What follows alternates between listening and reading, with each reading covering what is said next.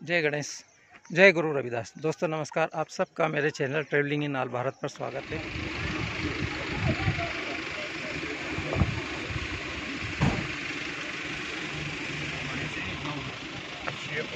तगड़े से है कि अगर चाटा वाला ना एक ही बार में खत्म हो जाए।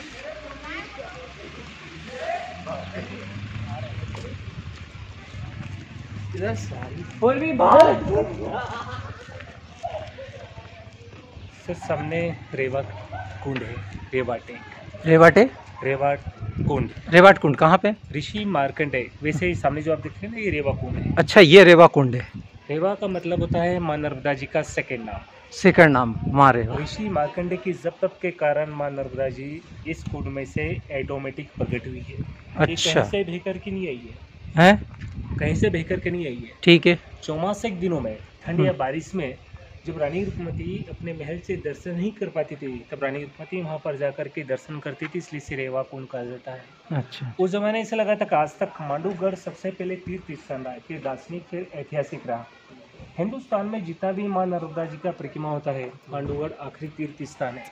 जब तक व्यक्ति वहाँ पर जाकर के स्नान नहीं करता, उसका तीर्थ अधूरा माना जाता है। वैसे नर्मदा जी का जो परिक्रमा होता है 3 साल 3 महीने और 13 दिन का होता है, और मांडूगढ़ आखिरी तीर्थ स्थान है। और वहाँ पर स्नान करके ही अपना तीर्थ पूरा करते हैं और घर चले जाते हैं। वैसे ऋषि मार्कंडेय सबसे पहले शिव भक्त हुआ करते थे। उनकी अल्प आयु के कारण उन्होंने भगवान शिव की शरण ली थी। बाद में फिर वो नर्मदा जी के भी भक्त बने। और यहाँ पर एक 7 कोठड़ी है। 7 कोठड़ी में ऋषि मार्कंडेय ने काफ़ी जप तप किया, और फिर वहाँ से सीधे पैदल चलते यहाँ पर आए रेवा कुंड, और यहाँ पर उन्होंने जब जल डाला तब नर्मदा जी प्रसन्न होकर के प्रकट हुई, और फिर दर्शन दिए, और फिर ऋषि मार्कंडेय ने यहाँ पर नर्मदा जी को प्रकट किया। और यहाँ जो आप देखेंगे तो ये जितने भी आप आर्किटेक्चर देख रहे हैं, ये सारे आर्किटेक्चर अफगानी आर्किटेक्चर है। उस ज़माने में इस बिल्डिंग को बनाने के लिए कोई सीमेंट नहीं होता था, मसाला तैयार होता था। लाल मिट्टी, चूना, उड़द की दाल, शहद, गुड़, इन चीज़ों से मसाला तैयार करते थे। फिर यहाँ पर एक पत्थर से दूसरे पत्थर को आपस में जोड़ते थे। सेंटर में जो स्टोन लगा उससे शादी होता है, जो कि आपको इस टाइप से रखता है। स्टोन वीक रहेगा, के पार्ट आपस में इसका बैकग्राउंड है। आज अपने घर मकान बीम के बने हैं। उस जमाने में बीम कलम नहीं, उस जमाने में नहीं। बिल्डिंग का विषय है 40 फीट में, जो कि बड़ी से बड़ी इमारत बनाई गया है। और इसे रेड सैंड स्टोन कहा जाता है, जो कि काफ़ी स्ट्रॉन्ग होता है। ये सारा स्टोन बाहर से लाई गया, जयपुर, उदयपुर, राजस्थान, मकराना। इन पत्थरों को लाने के लिए उस ज़माने में हाथी और ऊँटों का इस्तेमाल किया जाता था। और ये जो आप लैंग्वेज देख रहे हैं, फारसी लैंग्वेज है। मुगलों की जो लैंग्वेज होती थी फारसी हुआ करती थी। इस लैंग्वेज से साबित होता था कि बाज बहादुर का संगीत महल रहा है, जो कि आप इस महल के अंदर चलेंगे। पर आइए अब इसके अंदर यहाँ से खड़े होकर ले लो, यहाँ से अभी लास्ट में तो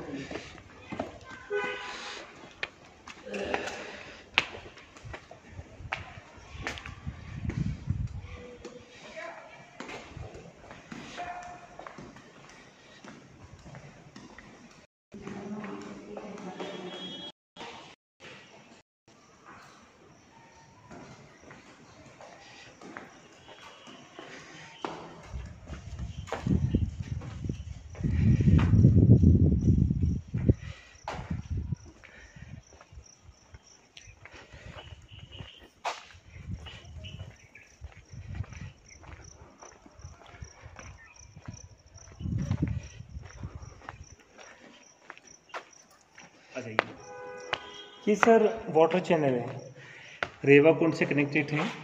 रहर सिस्टम से रेवा कुंड का पानी इसी चैनल से इस महल के अंदर आता था। अंदर वाटर टैंक बना हुआ है। अच्छा, ये देखिए। हाँ, ये चैनल है, सही है।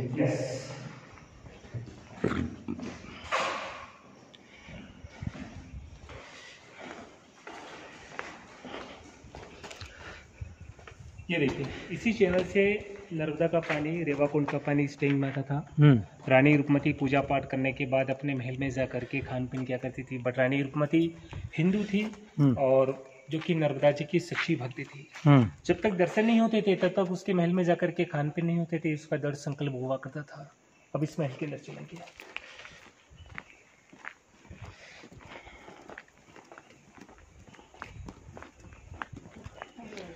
ये पुराने समय का ऐसे ही रहता था, पानी के लिए चैनल।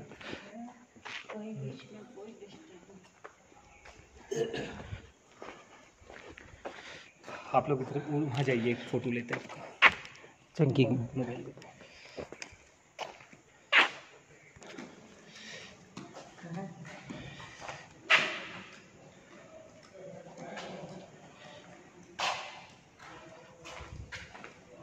इसे बाज बहादुर का संगीत महल कहा जाता है। बाज बहादुर का संगीत महल है ये। जब रानी रुक्मती रूठ जाती है तब राजा बाज बहादुर अपनी प्रेयसी को गाना गा करके मनाते हैं। और बाद में बाज बहादुर ने मैसेज तानसेन को किया, जो कि तानसेन उस जमाने में इंडिया का फेमस सिंगर हुआ करता था।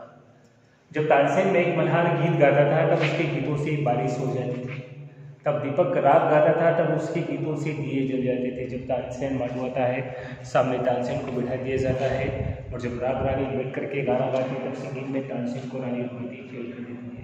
इसी जगह पर रानी रुक्मती और तानसेन का कॉन्फिडेंस हुआ था। इसी जगह पर सिंगिंग में तानसेन को रानी रुक्मती ने हरा दिया था। हारने की वजह थी कि रानी रुक्मती गुजरिया थी, उससे गुजरी राग आता था और तानसेन को गुजरी राग नहीं आता था, इसलिए वो सिंगिंग में हार चुका था। वरना इतने बड़े सिंगर को हराना इम्पॉसिबल था। तो यहाँ पर कोई भी आज भी कोई गाना गाते हैं तो ऐसा लगता है कि किसी स्टूडियो में खड़े जबरदस्त आवाज हुआ था। वहाँ जाइए, मेरी की आवाज़ को सुनेंगे, ऐसे लगेगा कि बहुत बड़े प्लेटफॉर्म पर खड़े हैं। वहाँ जाइए।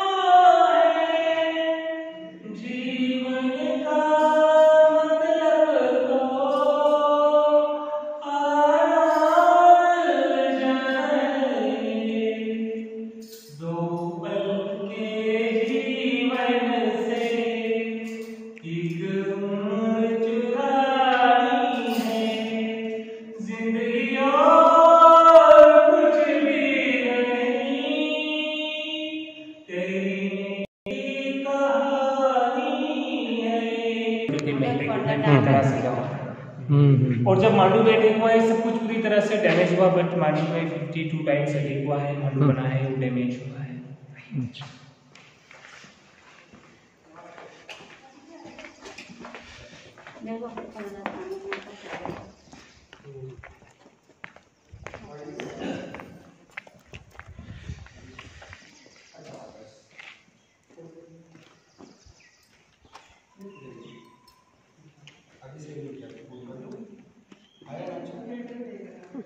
फिसलने देखना, ध्यान रखना उधर।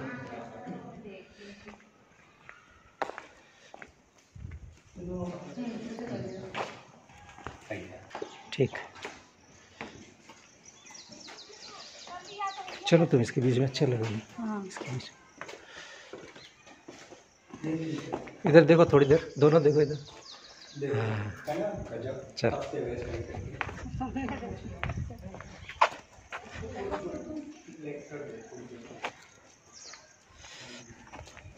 और से ऊपर कर एक सेल्फी लेना यार, एक सेल्फी का दूसरे को अच्छा लगता है।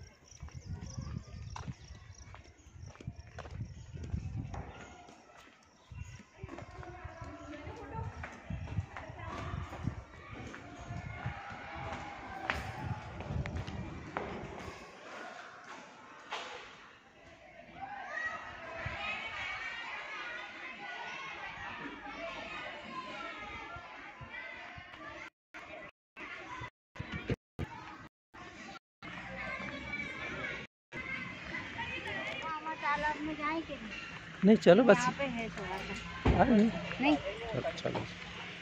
है कैसी जल्दी क्या मतलब चल बैठिए।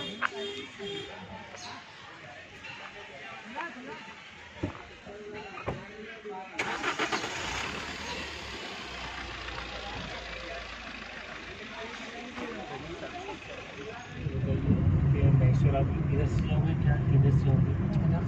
तो एक काम करते ना, नीलकंठ महादेव मंदिर है, जैसे आप दर्शन करा के सीधे आप महेश्वर ले जाना है ना, तो ये वाला साइड छोड़ देते हैं। जहाज में जाना। हाँ